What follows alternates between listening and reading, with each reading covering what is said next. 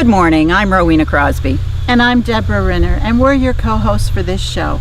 Thank you for joining us for the next 17 minutes for your IT show.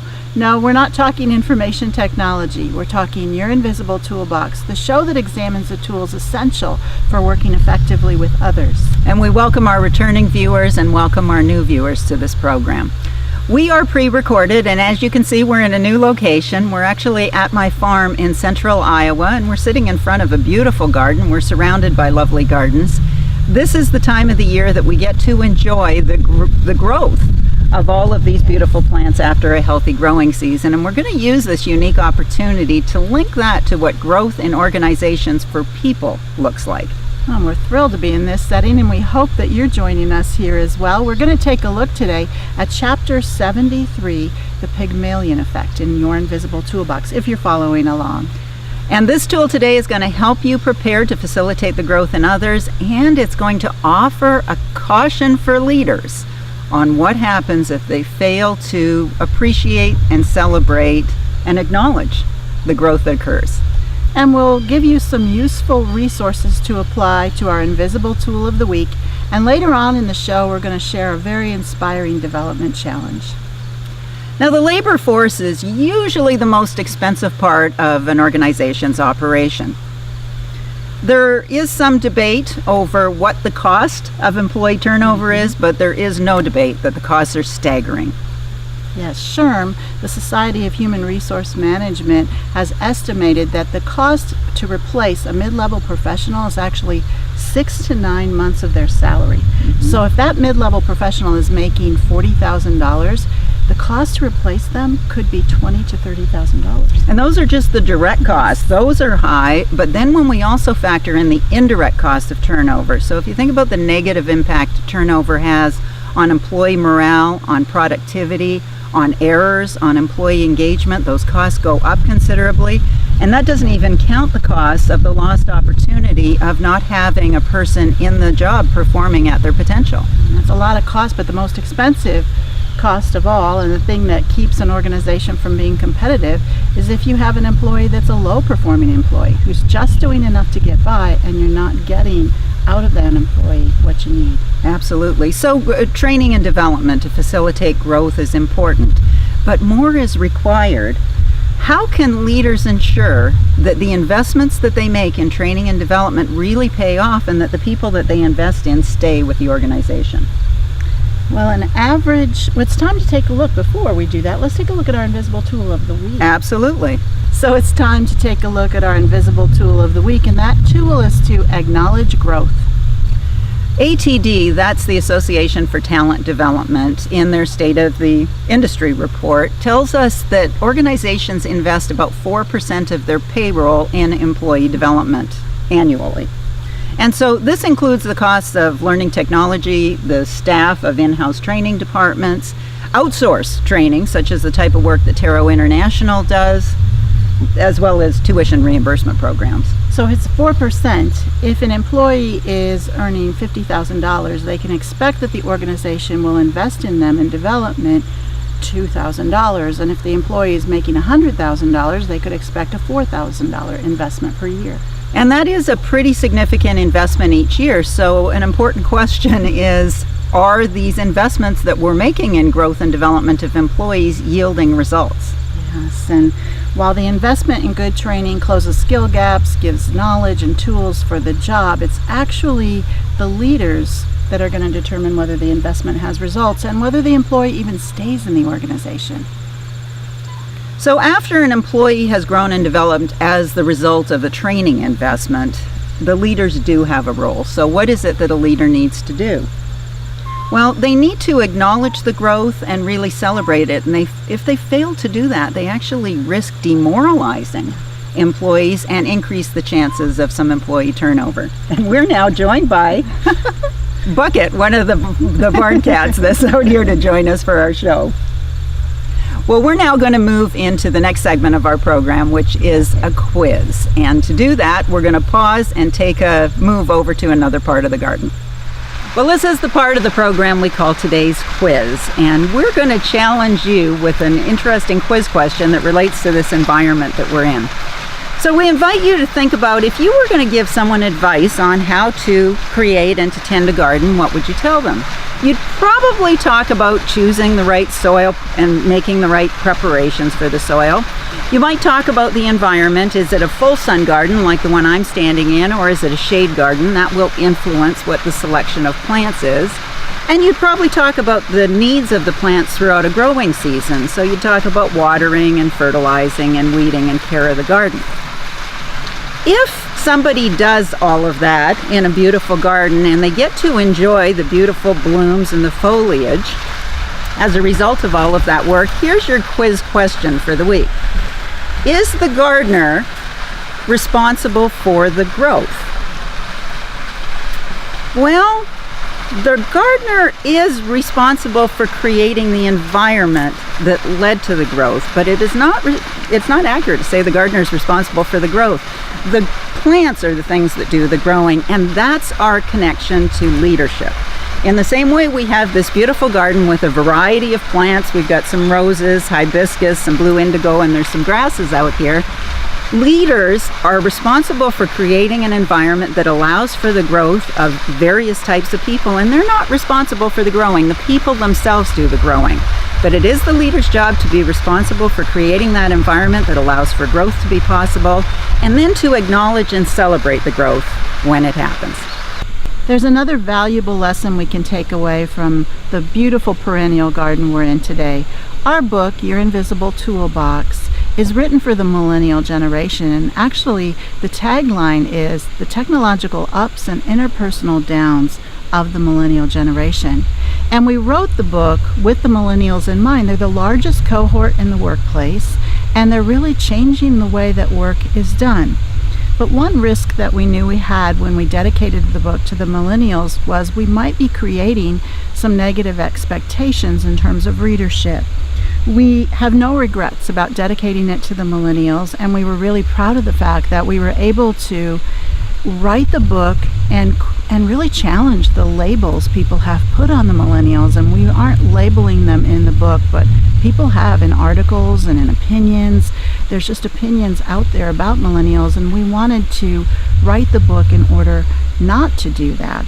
But in doing that, what we also know is in dedicating it to them and challenging those labels, we might have created an unrealistic expectation for other readers that might enjoy the book. And in fact, many people have written to us and they have said, we enjoy the book and we're not of that generation. And the book really is written for every generation.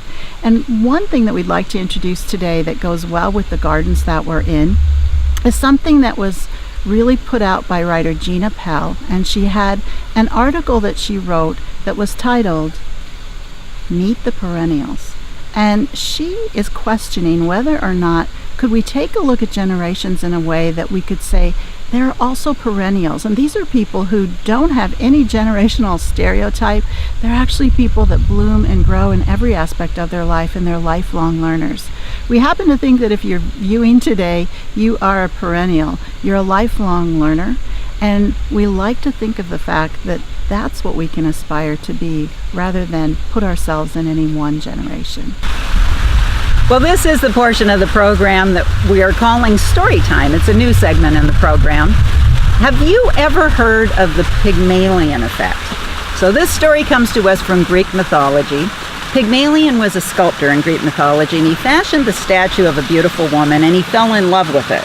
Now, I don't mean fell in love, this is a beautiful piece of art. He actually fell in love and wanted the statue to become a real woman so he could marry it. So he prayed to the gods, and his wish was granted, and his Pygmalion statue, Galatea was the name of the statue, became a real woman. From that is known the Pygmalion effect, and it states that people will respond to how they're treated. George Bernard Shaw wrote the famous play called Pygmalion. Later it was a musical called My Fair Lady, and many of you remember the movie My Fair Lady. And in that movie, Professor Higgins, so he's a language expert, bets with his friend Colonel Pickering that he can take a lowly street urchin, a flower girl from the streets of London, and class her up and turn her into a fine lady with an intensive training program. So he puts her through, they picked Eliza Doolittle, and he puts her through an intensive Tero type training program. So they teach her etiquette and protocol. They teach her how to make an entrance. They work on her Cockney accent by teaching her to say things like the rain in Spain lies mainly on the plain.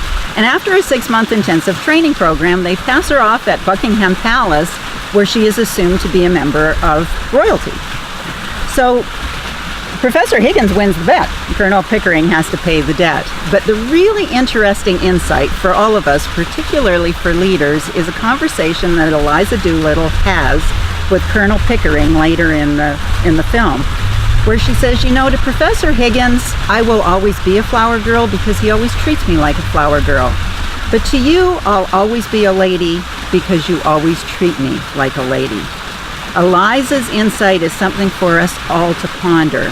We do realize that people respond to how they're treated, and in pursuit of that, we make learning and growth opportunities available to people. But what we often fail to realize is that if we don't respond to their growth, we end up with a different outcome. So we invite you to think a little bit about how this story plays out in your world. This is the segment of the show we call Your Development Challenge, and each week we challenge you to challenge a habit you might have and do something new. And in the story that Ro talked about, the Pygmalion effect, well, we have another study, an observer expectation study that's called the Rosenthal effect. And it was inspired by the results of studies that were done by Robert Rosenthal and Lenore Jacobson, and they wanted to do experiments in learning to see if the expectations on children would actually influence how they would perform. And they started their studies in the lab with lab rats. And what they did with the people that were working with the lab rats is they took these rats, they were not bred special, but they told the people working with them that one set was maize bright and the other set was maize dull. And then they wanted to see if the maize bright rats would actually outperform the maize dull ones based on the expectations the people working with them had. They found out that that was true. They outperformed, and basically it was just because there were unconscious things the people working with them did based on their label. Well, then they took this to an actual school, to a classroom in 1963.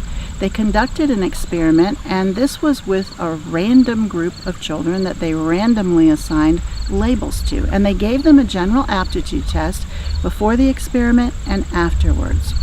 And as they gave them this test, then they put them in groups, and they told the teachers that some of them were academic bloomers and some of them were slow learners, and there really was no designation for these children. And then they watched the performance of these children, I think over the course actually of a year. And what they found was the bloomers who had expectations placed on them just because of the label outperformed the slow learners. Now, did the teachers do different things based on the fact that they had either the bloomers or the slow learners? Most likely they did. The bloomers received interactions, kindness, maybe additional instruction that the slow learners didn't, and it was probably partially, or if not all, unconscious by the teachers in the way in which they approach them. So what has this got to do with us at work? Well, leadership, we need to think about it. If we have the expectation that our employees are lazy, unmotivated, or sluggish, we will probably see and get just that, because we'll treat them in that way most of the time unconsciously. If, however, we see our employees as highly motivated, interested in projects that we're doing and the tasks at hand and in us, we will see that as well, and they will meet those expectations. So expectations do affect performance, and high expectations can actually give us greater performance. So our development challenge to you is take this back to your workspace, to your home life, and see if you have either the Pygmalion effect or the Rosenthal effect in action. Analyze whether you might be placing those two in the ways in which you look at people and the things that you expect from them. And we'd love to hear about what you come up with when you go back. You can email your ideas to ideas@yourinvisibletooolbox.com or let us know on social media. Those of you who follow Tero on social media know that we make several posts every day on relevant interpersonal skills topics. And we're now going to take a look at 2 featured posts this week. Our first featured post is actually to a movie trailer for a movie that was produced in 2010 called The Experiment. And this is a fascinating movie. It is a true story of a scientist who took a group of 20 people who volunteered to be a part of this experiment. They were paid, I think, $1,000 a day. And they were assigned to the roles of prison guards and prisoners. And they learned very quickly how quickly we can fall into patterns of behavior and even violence and cruelty. The entire movie is really worth a watch, and it gives you some important lessons in leadership and human behavior. That'll be on all Tero social media platforms today. Well, and our second post is a link to an Inc. article titled The Powerful Impact of Acknowledging Good Work, and it's by Laura Garnett. And it makes recommendations to leaders on how to give feedback and acknowledge people's performance. It's going to be on all Tero social media platforms on Thursday.